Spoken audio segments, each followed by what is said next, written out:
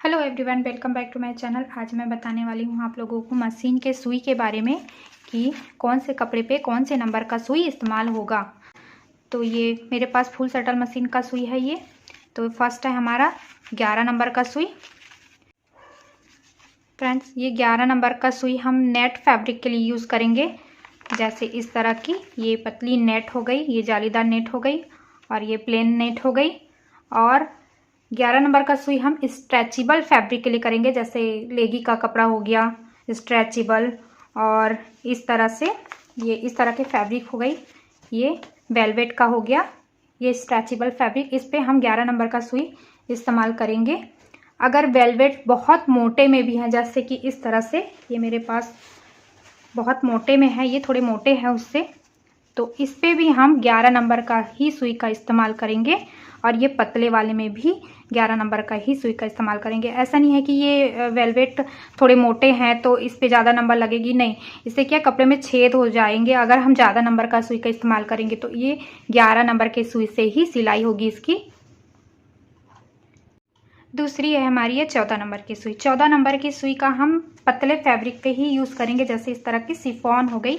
ये बहुत ही पतले होते हैं। जैसे कि ये सेकंड नंबर पे आ गया, जैसे फर्स्ट में हमारा नेट का कपड़ा आ गया और सेकंड में आ गया हमारा ये शिफॉन का हो गया, केबीसी हो गया। और बहुत ही पतले जैसे लाइनिंग वाइनिंग का कपड़ा, इस तरह से बहुत पतले कॉटन हो गए, तो उसके लिए हम ये 14 नंबर का यूज़ करेंगे। जैसे इस तरह के ये केबीसी टाइप का, और ये स्लिप होता है ये कपड़े, जैसे सिल्वरी टाइप का ये फैब्रिक हो गया, लाइनिंग का हो गया, बहुत पतला फैब्रिक हो गया, जैसे इस टाइप का ये शिफॉन का हो गया। इसके लिए हम ये 14 नंबर का सुई इस्तेमाल करेंगे।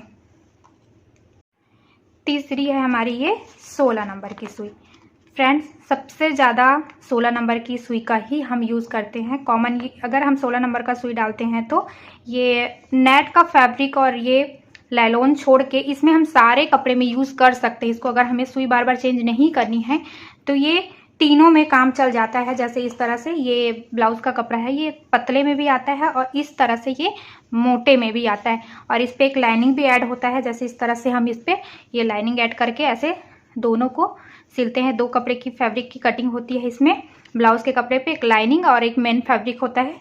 इसलिए अगर हमें सुई बार बार चेंज नहीं करनी है, अगर हमें ऐसा सुई चाहिए कि हम कॉमन इस तरह के कपड़े जैसे कॉटन और ये ब्लाउज का कपड़ा, सूट का कपड़ा हो गया, सूट सलवार का, तो ये सब चीज़ें अगर सिलाई करनी है और सुई नहीं चेंज करनी है तो आप 16 नंबर का सुई का आप यूज़ कीजिए। इसको डाल के रख दीजिए।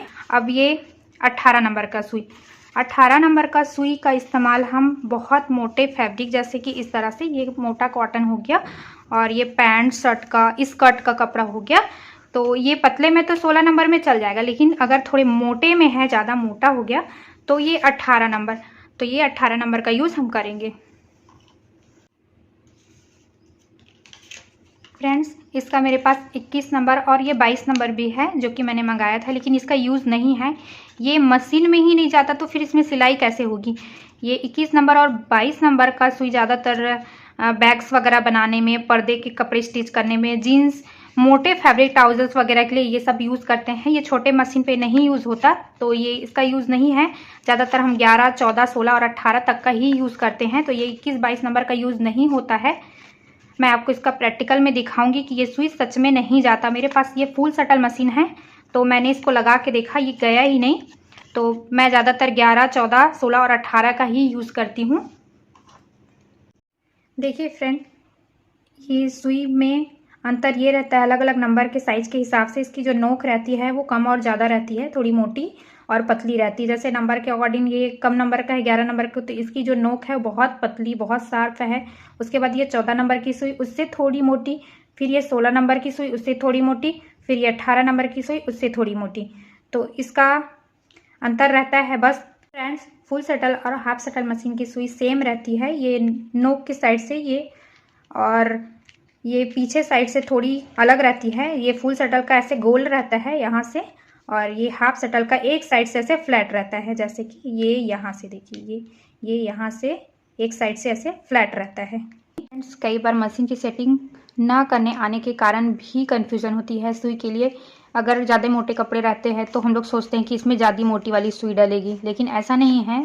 मशीन में भी एक सेटिंग होती है जिसको हमको प्रेशर को कम ज़्यादा करना रहता है, सुई का दबाव को कम ज़्यादा करना रहता है, जिससे कम नंबर के सुई में ही सिलाई हो जाती है, लेकिन अगर वो सेटिंग हमको नहीं आती मशीन का, तो हमको यही लगता है कि ये कपड़ा मोटा है तो इस पर मोटी सुई डलनी चाहिए, ऐसा कन्फ्यूज़न होता है। तो वो मैंने अपनी पिछली वीडियो में बताई है भी है, यह है कि हमको क्या सेटिंग करनी रहती है, जिससे कि हमको सुई का कन्फ्यूज़न ना रहे कि हमको ज़्यादा मोटी सुई डालनी पड़ती है। तो आप मेरी पिछली वीडियो को देखिए, मशीन का नॉलेज, जिसमें हमने सारे ऊपर के पार्ट्स का नॉलेज दिया है कि क्या क्या चीज़ें हैं और क्या क्या उसका यूज़ है। तो आप मेरी पिछली वीडियो में देखेंगे तो आपको पता लग जाएगी कि इसके लिए हम लोग सुई के लिए क्या सेटिंग करते हैं, जिससे कि हमको पता चले कि ये सुई में ये कपड़े की सिलाई हो जाएगी या नहीं होगी।